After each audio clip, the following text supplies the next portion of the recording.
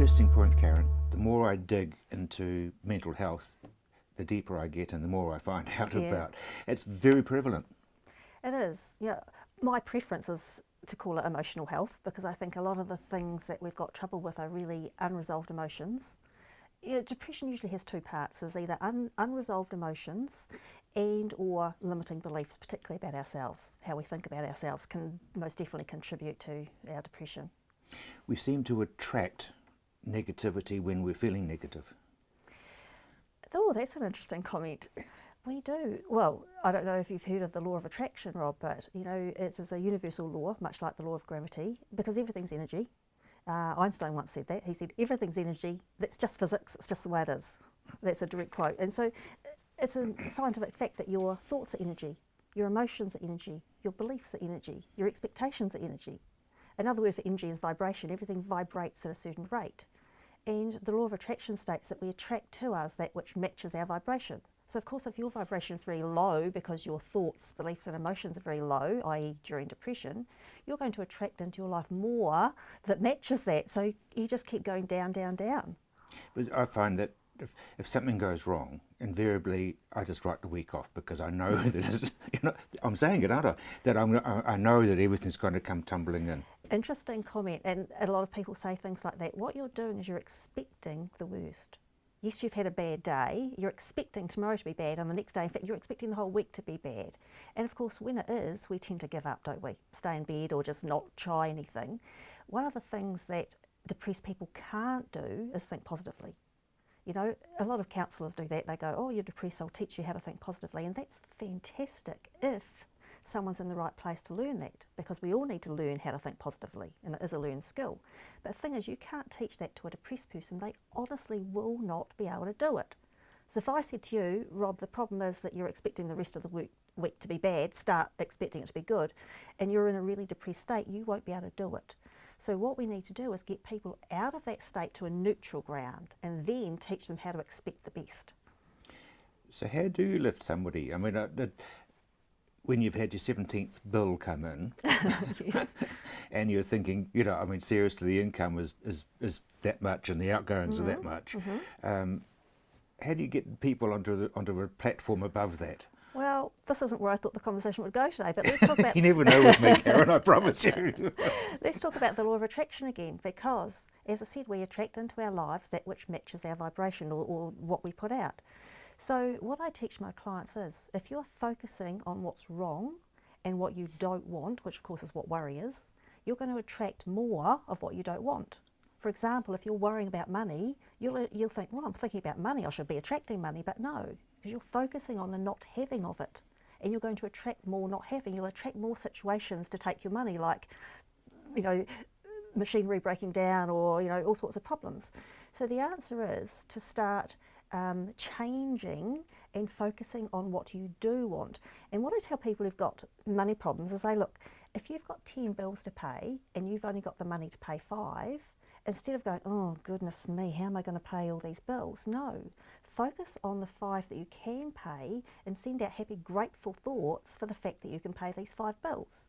Now, what's going to happen is you're going to get these yes but thoughts that come in behind. Yes but, what about those ones you can't pay? Yes but, they're going to be after you.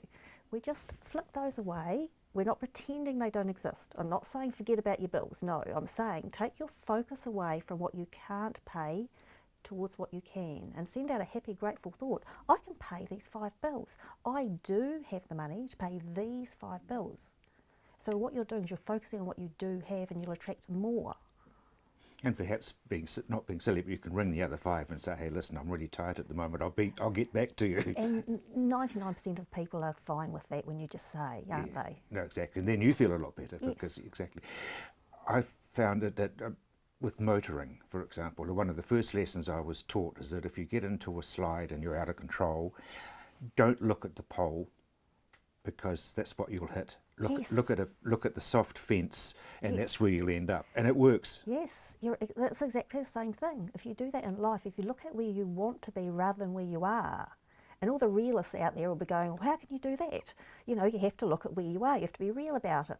But the thing is, you'll never change unless you change your thoughts, beliefs, emotions and expectations. So start focusing on where you want to be rather than where you are.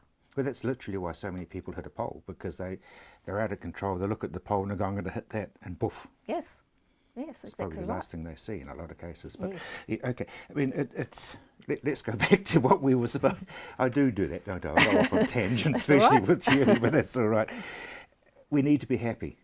So what stops us being happy? Oh, that's a big question. So many things. As I mentioned, I think there's two tricks to being happy. Trick one is, part one I mean, is removing the reasons why you're unhappy. And that will be unresolved emotions and limiting beliefs, particularly about yourself, like I'm not good enough, I'm not worthy, I'm not deserving, things like that. Not smart, not handsome enough, not pretty enough. So part one is removing the reasons why you're unhappy. That brings you to a neutral place. Part two is learning how to be happy. Because as we've mentioned before, happiness is a learned skill. Only 10% of your happiness has anything to do with what's happening in your life or what's not happening. It's all to do with that. If you can change your mind, you can change your life. It's a big call. It is a big call. You know, I've mentioned before, if your parents didn't know how to be happy, how could they possibly teach you?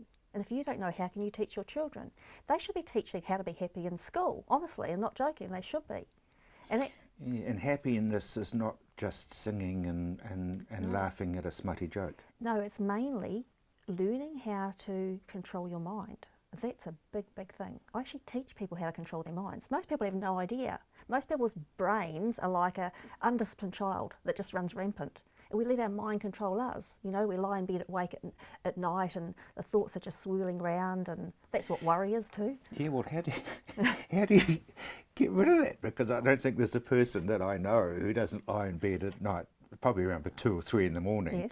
wide awake Well, there's two. and role playing. Yes.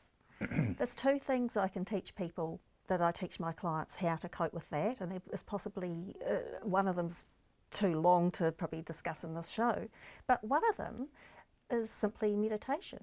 Now, I don't know if you've ever meditated at all, Rob, but meditation is briefly is having a clear and peaceful mind, i.e. no thought. And if you've ever tried to meditate, you'll know that that's almost impossible, Yeah.